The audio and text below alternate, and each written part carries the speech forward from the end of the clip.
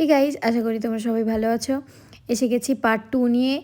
আর আশা করি যে তোমরা পার্ট 1টা সবাই দেখে নিয়েছো। যারা যারা দেখোনি তারা প্লিজ দেখে নেবে। আর তোমরা আমার ভিডিও যারা দেখছো তারা অনেকেই লাইক, শেয়ার, সাবস্ক্রাইব কিছুই করছো না।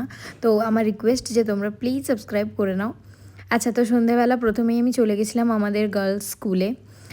আমার অনেক পুরনো স্কুল। ওখানে ঠাকুর দেখলাম সন্ধ্যা আরতি চলছে, তো একটু দাঁড়িয়ে সন্ধ্যা আরতি দেখার পর চলে এসেছিলাম দাঁতন ভট্টর কলেজে।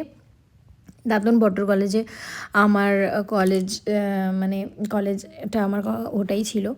তো ওখানে ঠাকুর দেখে তারপর আমাদের প্ল্যান ছিল যে আমরা একটু মেলা দেখতে যাব। দাঁতন মেলা চলছে, আর ওটা সরস্বতী পুজোর দিনের মধ্যেই পড়েছে।